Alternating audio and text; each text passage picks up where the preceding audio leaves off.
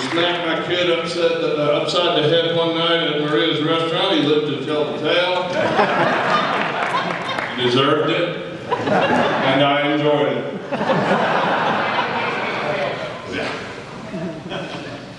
He's done it all, like I said. Actor, martial arts, firefighter. You named it. In this corner, Don Frye!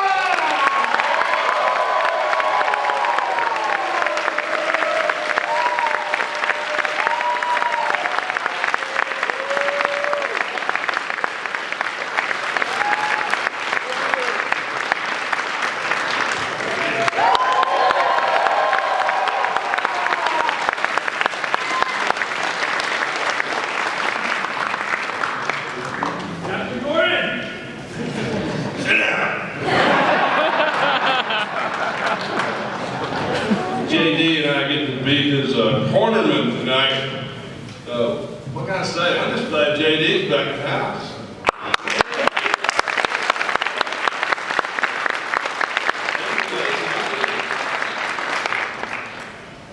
Well, this is about Don, and we want to get as much as we can in, but Don has been here, as I mentioned last night, 3 times before, and there are a couple of things that I was curious about, and so we will get to Final Wars, but I just wanted to ask him a couple of more personal things, or maybe from a bit more from his background. I'm an old teacher, and actually, Don, you are the age of the students I had when I first started teaching.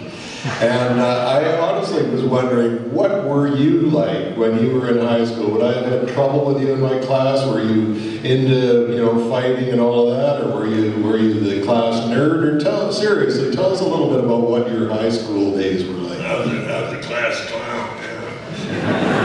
I was a class school jock and a class clown, and it didn't cause problems. Always chasing women. So you definitely were into athletics in high school and even before. Yeah, I got real lucky. I was an athlete since I was 5 years old, and I did PB football, PB baseball in the Little League, and then I got into the wrestling in high school, and continued played football through high school, and then also did wrestling. And then during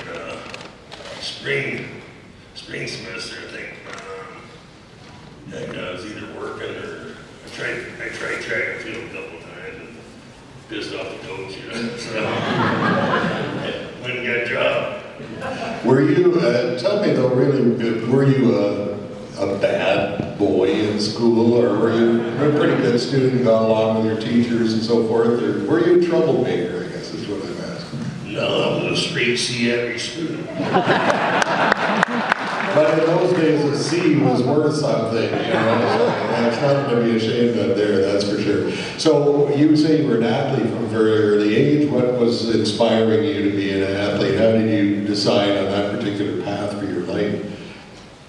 My dad, he was in the Air Force, but he had boxed. He grew up in West Virginia, and he was a Golden Gloves champion of the tri-state, Ohio, Pennsylvania, West Virginia. He was Golden Gloves champion a few times, and his brother, Artie, was also a boxer, and they were dirt poor, so Artie would fight as a pro, and so one time the only announcer in the radio show, back this before TV, so everything on the radio is Frye's down, Frye's up, Frye's down, Frye's up, Frye's up. Kept getting knocked down, we kept getting up every time. Well, like Godzilla and like you. Yeah. No matter how many times you get knocked down, it's how many times you get up. Yes, exactly. Oh, that's interesting to me. I wondered, one more thing about that. Were you like killing your opposition in those days the way you did in the ring later on? Yeah, I got some penalties, excessive force, And what was it that made you think, yeah, I can really make a go of this, I'm going to be going somewhere? Did you have a realization of that at any particular time? wrestled, you know, in high school and in college, and then I broke my neck one year goofing off with some friends. We were down at my house over Thanksgiving break, and we had those three-wheelers, those dangerous three-wheelers back then. And we drank a little bit too much beer, and did a jump and landed it and just tumbled. And I broke my neck, didn't know it. Hell, I didn't know it for 20 years. I just thought I had a bad shoulder, you know. And then when I broke my neck the second time, back in 98, 99, I didn't know I broke it then. But I started muscle, shoulder and arms atrophy and all that good stuff. So I went to my doctor, and she took an x-ray, and she said, well, you got a broken neck. I said, damn it. I got the Tokyo Dome coming up. She said, you can't wrestle, you got a broken neck. I said, lady, I work for the Japanese. I gotta go. So after that match, you know, I got the surgery, and the doctor came in and says, when was the first time you broke your neck? Finally thought back, and oh yeah, there was that three-wheeler I was on. It was probably the time. Oh, that beer and that three-wheeler. Yeah, it's a bad combo, that's for sure. I've got more, but I'm going to ask Jay to jump in here and take over for a while. Oh, not Jay. He's had enough of me this weekend already. Yeah. Well, let's talk some fight action here. All right. Now mine, long time fandom with samurai movies and all that kind of stuff, Yojimbo, Kurosawa, and all that kind of stuff. And one of the stars in the Yojimbo film with Toshiro Mifune was Antonio Inoki, who battled Muhammad Ali famously. And he beat up Toshiro Mifune in the movie. It was great. He beat up Muhammad Ali, Yeah, he beat up Muhammad Ali too. That was the first mixed martial arts match. You know, and they didn't call it that. They just called it wrestling versus boxing. And it was a pretty bad match because they were negotiating the rules all the way up to the last minute. You know? And so it couldn't be, got to the point where you can't do this, you can't do this, and you know, he couldn't take Ali down, he couldn't strike Ali when he had him down, he couldn't hit him with an elbow, you know, so he ended up getting on his back and trying to kick his legs out. And Ali spent 2 or 3 weeks in the hospital, you know, from the contusions on his legs. I remember seeing it when I was a kid and Black Coat Closer TV. Yeah. It was rough. It was rough, but the wild thing is Don wound up working with Inoki-san. How did that come about? How did you get working with Antonio?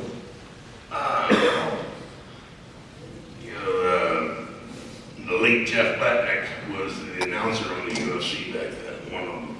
And his buddy Brad Reagans worked for the Japanese, for New Japan Pro Wrestling, and Antonio Inoki wanted to fight one of the UFC guys. And so late Jeff Blackman called up Brad and said, hey, can you recommend somebody? So Brad recommended me, and they flew me up to Minnesota, and they flew in from Japan, you know, just like a family affair. Like everybody knew each other from this life and another lifetime. Yeah. So did you ever fight it?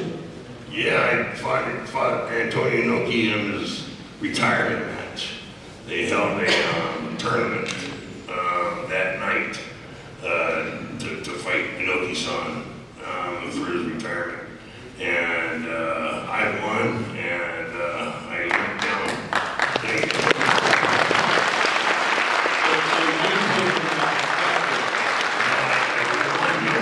Doing the fighting. So I limped down the stage to fighting now, and the final retirement. It was at the Tokyo Dome, which is a 70,000 seat arena, and it was sold out And then they also sold 5,000 standing tickets.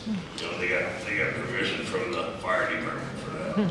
And their show was like, it'd be like 5 or 6 hours long, and I was tired. And you know, I wasn't just sitting there, I was involved in it. And then we started the match, and about 2 minutes in, I broke 3 of his ribs. And then about 2 minutes later, he submitted me. And I thought he was going to have the Yakuza kill me before I got to there. At the time, I had a wife, and I'm looking around the whole time. I said, honey, we may not make it out. And she said, well, I am. And everything was clear. The whole time I'm looking around the airport, and they announce our flight. We get on the plane, sit down, and I made it. And next thing I know, there's a tap on my shoulder. And she says, there's a phone call for you. Crap. So I went off, and you know, Antonio Inoki had so much stroke, so much power, he stopped at airport to call me, you know, and thank me for doing this final match. And you know, you're talking, it's like what, a $50,000 fine, you know, for a plane not to get out there on time. But he stopped that whole airport just to give me a call.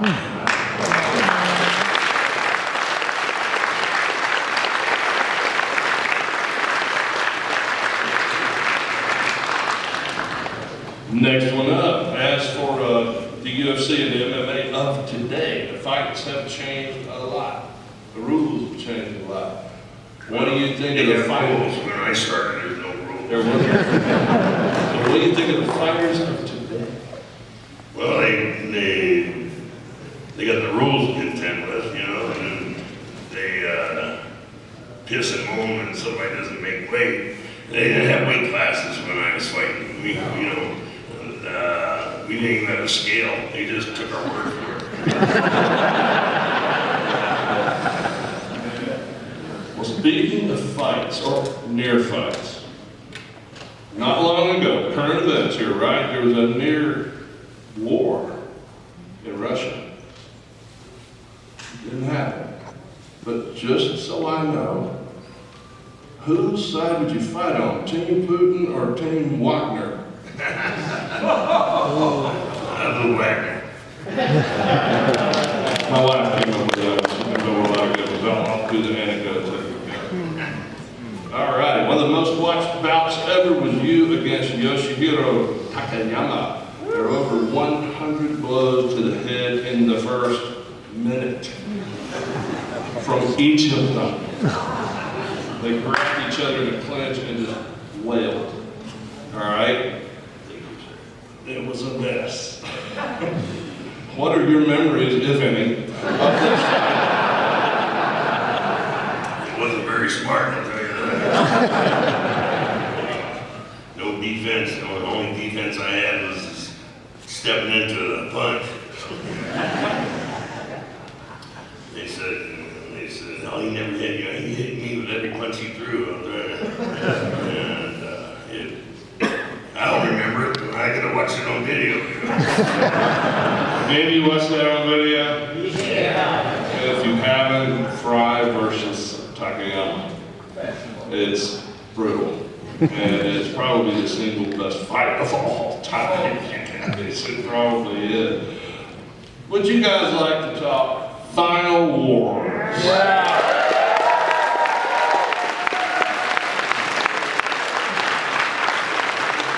Just a little thing here. Here's Don with a friend I want to get one more in before we get to Final Wars, because, you know, we see fights on TV all the time, and some of them are staged, and some of them are in movies or whatever, and some of us think about, you know, what if I got into a fight, and some of them actually had to be faced with that. But when you go into a fight like that, you are facing the potential for serious damage. and you're also aiming for a victory in that fight, obviously. And I would just like to know what is going through your mind as you are preparing to get in there, and what are you thinking about? Do you think about the possible injury, or are you just focused on the victory? Or tell us what's in your mind when you are just about to get into one of these things. No, you don't think about injury. You try and avoid that thought. You don't think about it at all. And it's like, before every fight, I pray to God, say the same prayer that the astronaut said, I think on Apollo 3, God, don't let me screw up. a little bit harsher. Yeah, because of what you're facing, and that's totally understandable. You're a remarkable guy. I mean, you have done what almost nobody else has ever done. And you have my respect, and I think the respect of everybody in this room.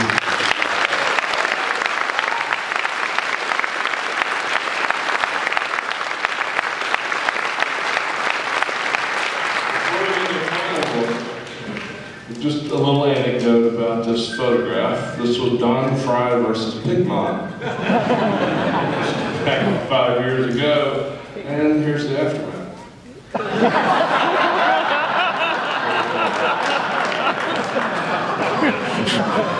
Like I said, he's done what few have done before.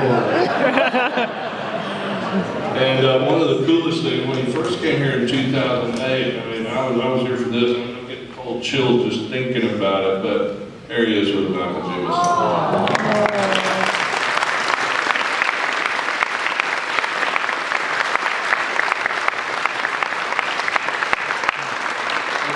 You come to the Dead Godzilla party. It's fun, and it looks a little bit like that. And then some. I can tell you mentioned Kojima-san, and one year when Don was here, I don't know if it was the same year, but I don't think so, Tomoko Ai was also here, and the highlight of her convention, I think, was meeting you. So there you go. No surprise It's there. flustered. I got that photo too. Let's go here. Some fans here hate Final Wars with a passion. Don't say hate. Like it a little less than some of the other Godzilla movies. That's good. That's a good term. Let's mediate it here a little bit. But some of you love it.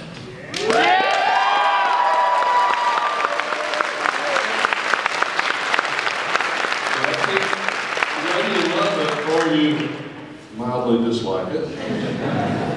I think you'll all agree that Don Frye steals every single scene.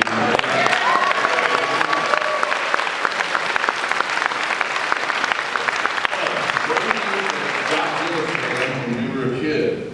Oh, absolutely, absolutely. My dad was in the Air Force, so you switch from base to base, and sometimes we land into a base, and somebody would come in from Okinawa or another part of Japan, and they would have the old 8mm reels and movies, and we'd watch it. And that's how I became a fan. We actually had a guy here with those very movies. Is Tim Price in the house? I think he was going to do an 8mm movie showing and maybe relive your childhood. Yeah, that's right. But let's talk about your director. You have a very grand relationship with Ryuhei Kitamura. And what was he like to work with? He was easy to work with. The first day, I just screwed everything up. Just for my timing was off completely, and so after I wrote about 8 hours of film, he was over there in the corner on his phone, and I says, "Well, you don't get me fired or what?" He goes, "Oh, I said my wife how wonderful you are." No, you weren't. One of the great things, not just because JD comes up with these great questions, and he's Ruru from way back. I got him up here for another reason. What would you guys say to JD if we could possibly put Don and Kitamura on the same bill here at GFED?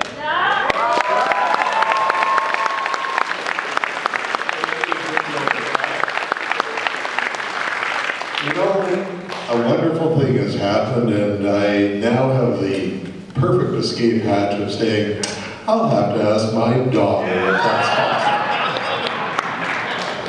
I think that would be a dynamite combo that will definitely come up at our next committee meeting, though, I can tell you that. Yeah, he's a great guy. And, of course, next year is the 20th anniversary of that film. So it would be appropriate, yeah. Does it seem like 20 years ago that you were acting on that set? No, it's scary when you think about it. Yeah, it sure is. Listen, though, speaking of the set and everything, I'm wondering, what was it like? You know, you were fighting in an alien spaceship, and you were driving in the Gotengo and all of that. But tell us what it looked like, not through the lens of the camera, but just, you know, how were things put together? What did it look like from somebody who was just looking at it?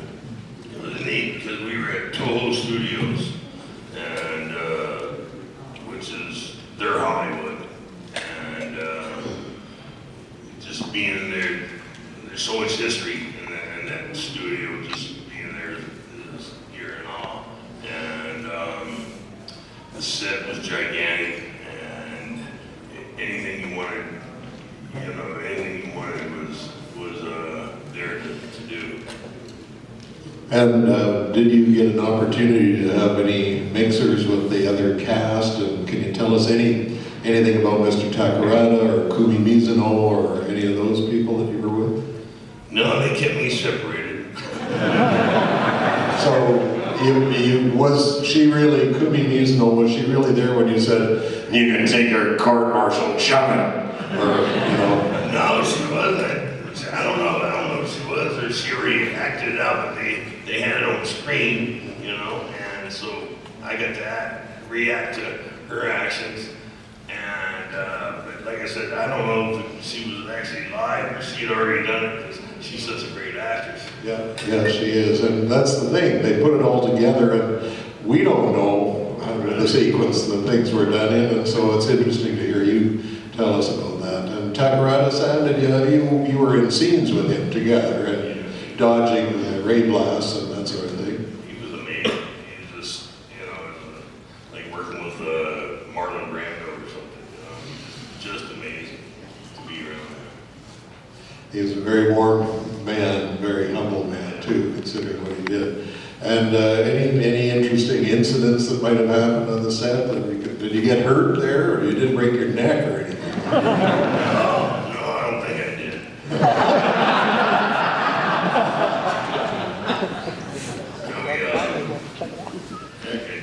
I had those big tall boots on, you know, and we were doing the scene where we were running to get into that big red van, and I go running and went to put on the brakes, and I just kept sliding.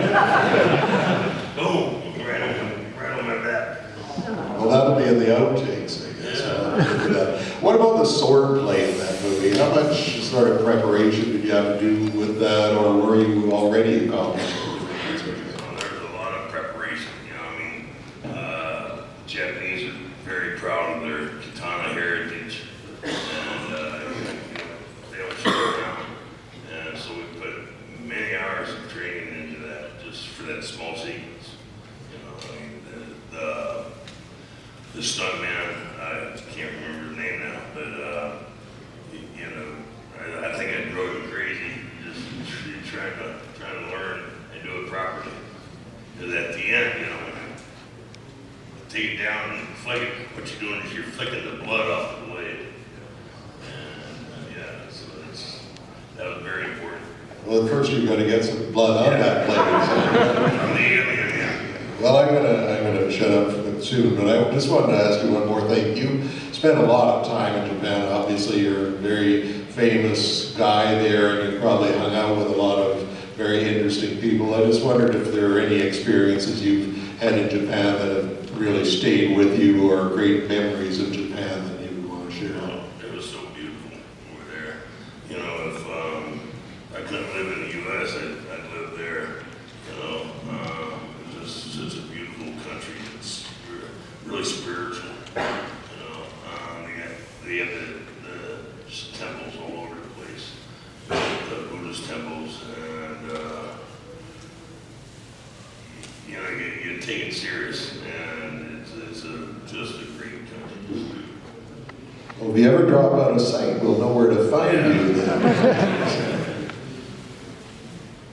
I was going to tell you guys about something really cool that happened to me this past December. I get a call from Don, and he goes, "Hey, hillbilly, go look in your mailbox." And I go, I didn't know you didn't have a mailbox. I just bought my first one. No, I live in Alabama, he lives in Arizona, so the mail's got to go like, you know, a long way. But I go up to my mailbox and there's this package. I pop up the package and it is Don's English language script from Final Wars. And I'm shaking in my boots. This is the Holy Grail, and I have found it. And I was just,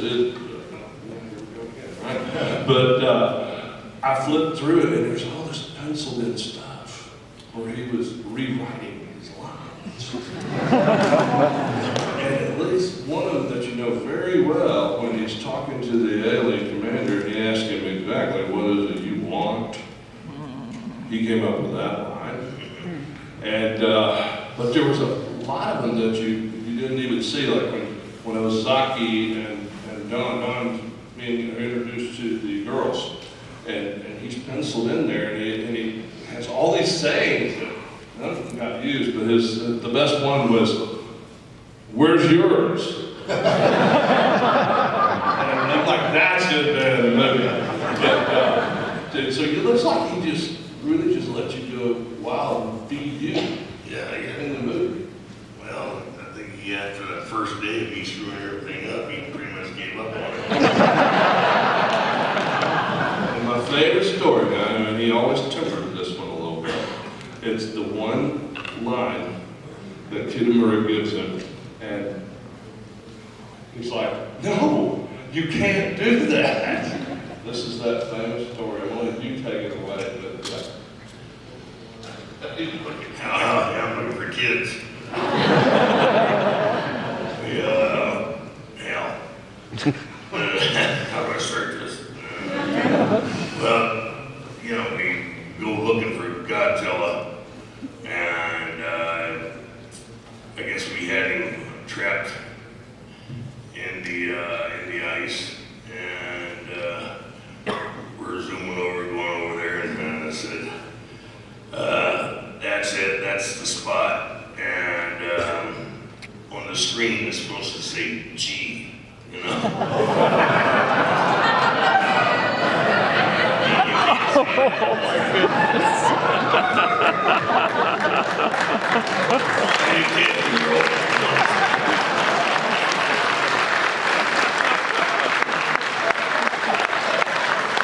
we were talking about Mr. Takarada. JD brought up Mr.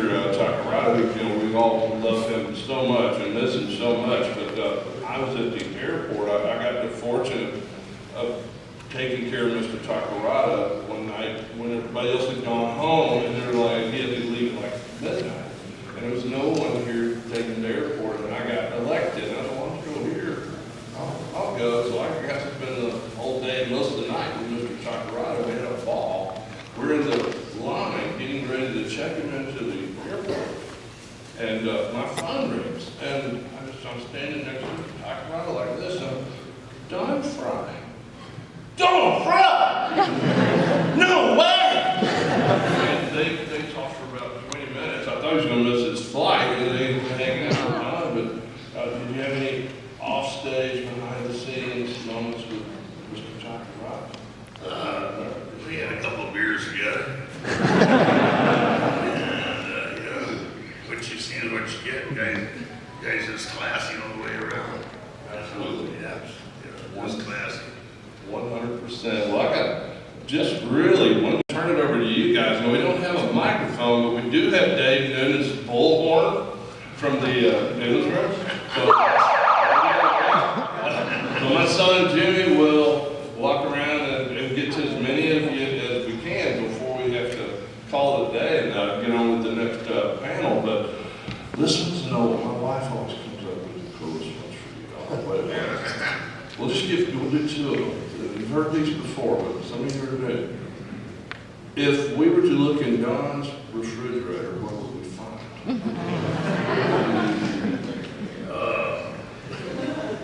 Hold on, space on a few beers. In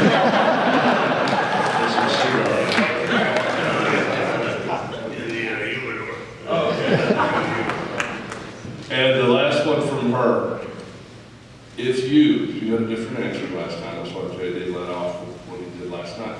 If you were to step in the ring with any current famous persons, whatever, who would you want your opponent to be? I think I like to go, what's his name? Biden? Yeah.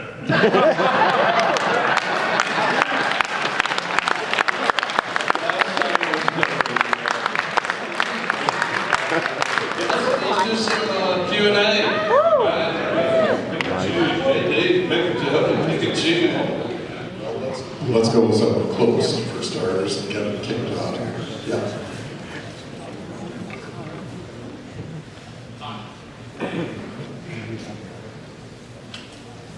So, how exactly did Tiger Woods find to be on the set of Final Wars? Tiger and Ruhe Katamura. So, what exactly did they find in you that they wanted you to play a part in that role? That's a good question. I have no idea. He's a friend of mine from the fighting world. You know, so he said, maybe this dummy can remember some lines.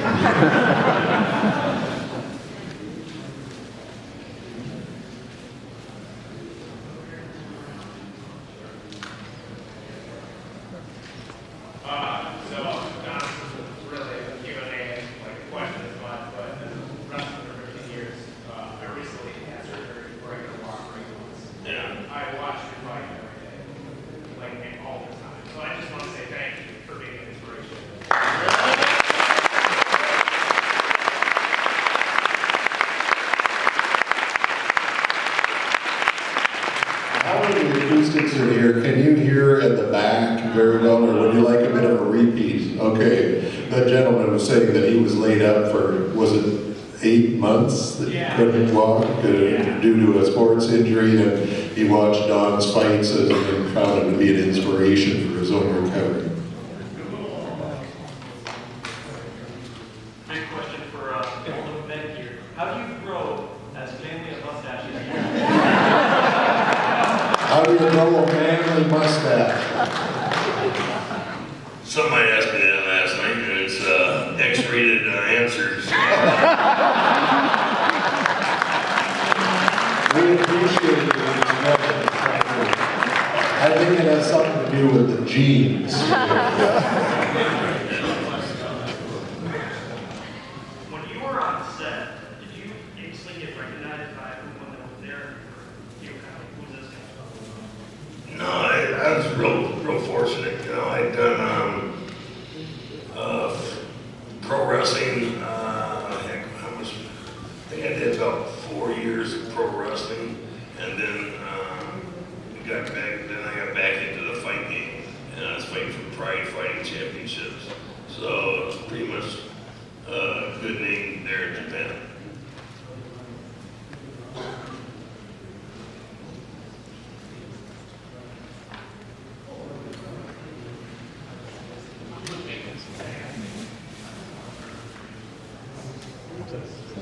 It's on. Did you really use the talents behind the scenes of Final Wars? Did I what? Use it.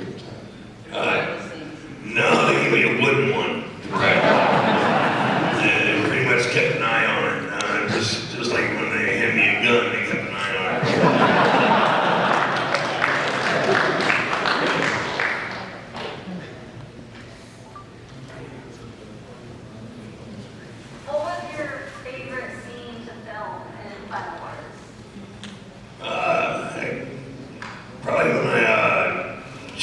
that little alien girl.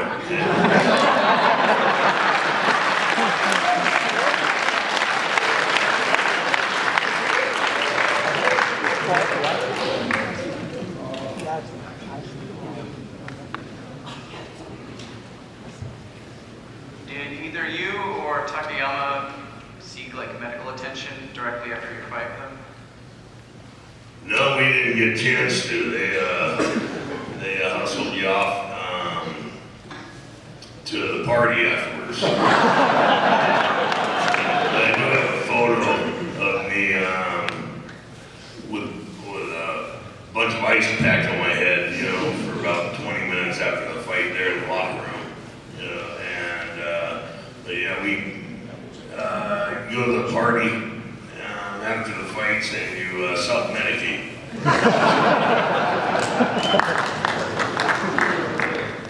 All right, can you give us a reenactment if you're comfortable of one of your favorite lines from Final Wars?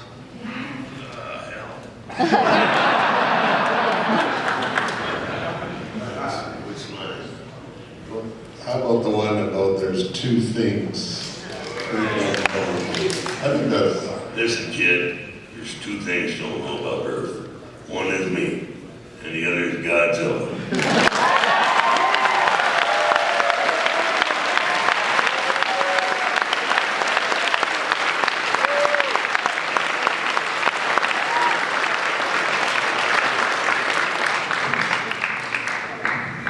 Yeah, go right into it. I got a little forceful with that one. So you had mentioned watching. You had mentioned watching Godzilla movies when you were younger and growing up. Besides the big man himself, what was your favorite monster and what drew you to it? I like Ghidra, you know.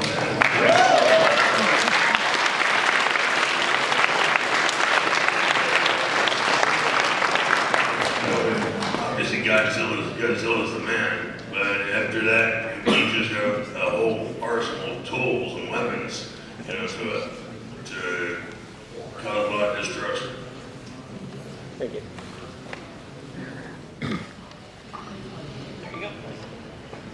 So it had been mentioned that you had changed some of the lines in the script to more reflect yourself. In that, your favorite scene of chopping that girl, I just wanted to know where that line when she said, you would hit a woman, and you just looked at her, you had your fist, and you went, yeah. Was that something that you had made on your own, or was that already in the script? That was mine, yeah.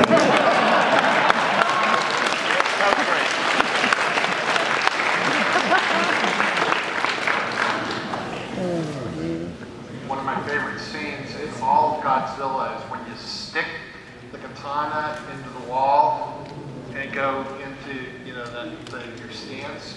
Was that in the script, or was that something that you came up with? No, that was Rui. He wrote that, and then he said, you know, be careful with the ball, you know. It's an expensive set.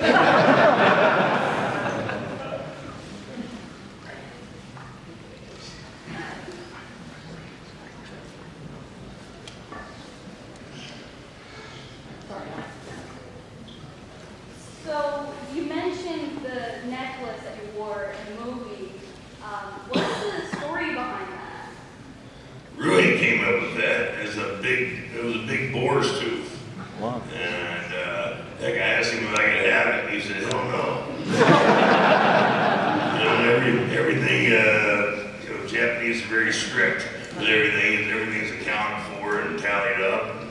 And I want to say, hey, this little gal made me this today. I want to say thank you very much.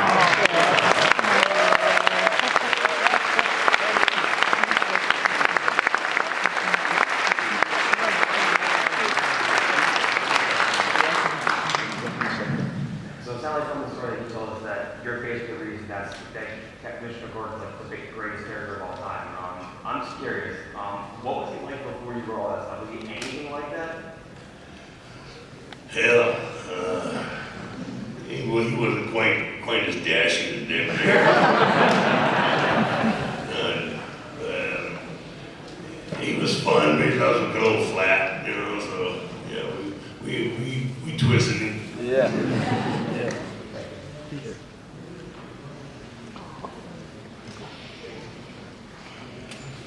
You talked a lot about going over to Japan for the first time with Brad and Kurt Hank.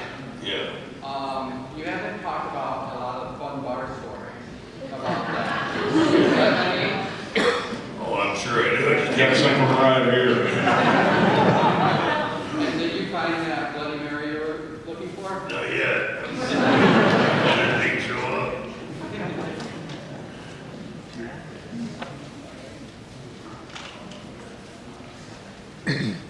Maybe if you shout, and I can repeat your question if you want to.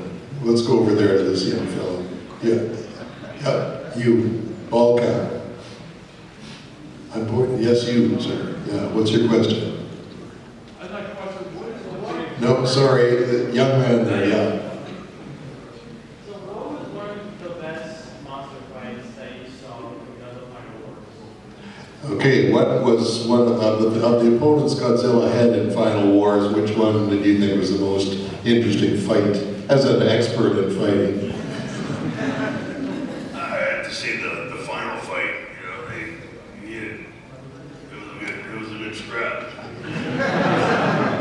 Rui was a student in the fight game, so he had that choreographed really good. I was really impressed with it.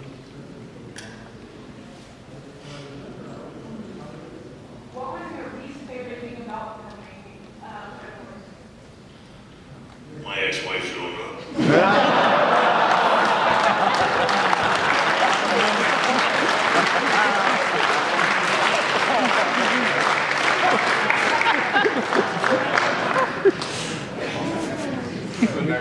Can we get some more explanations? What are your thoughts on Godzilla getting a star in the Hollywood Walk of Fame? I think he deserved it. That was great.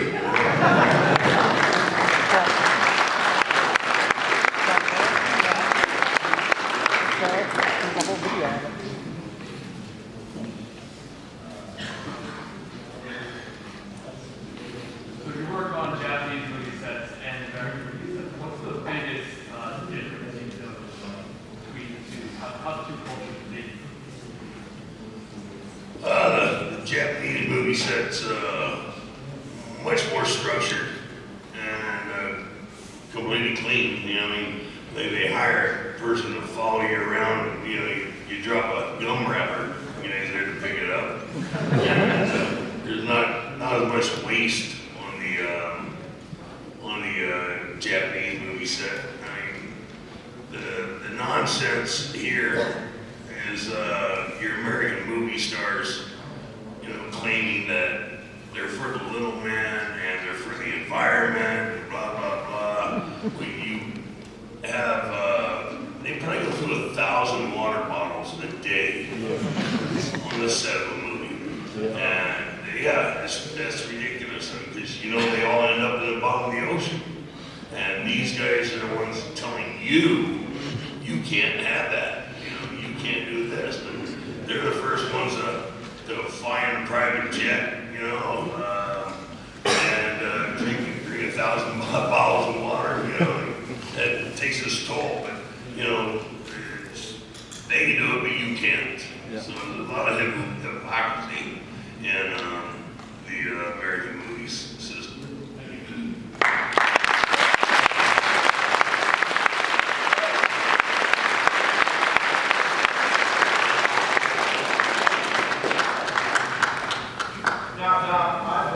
I've always wanted to sit in the chair and make a tango chef since I was a kid. Was that chair comfortable? Not as much as it looked like, no.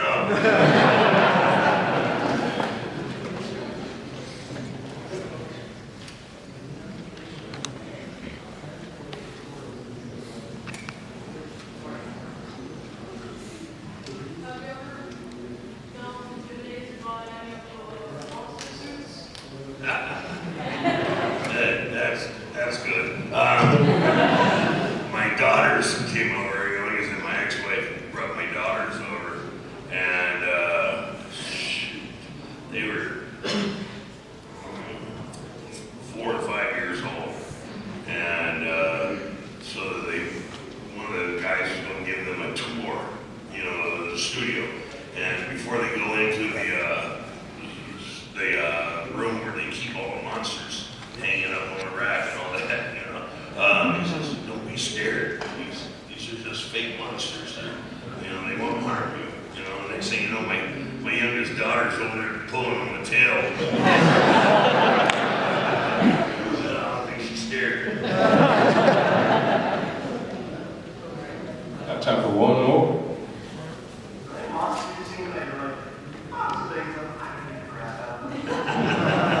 Every damn one.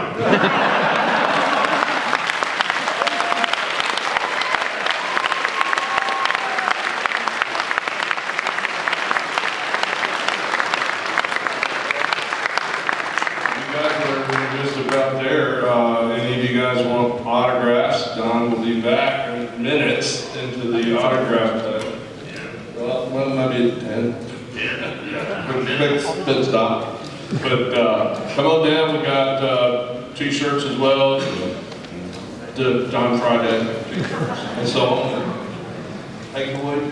No, thanks so much for coming back again.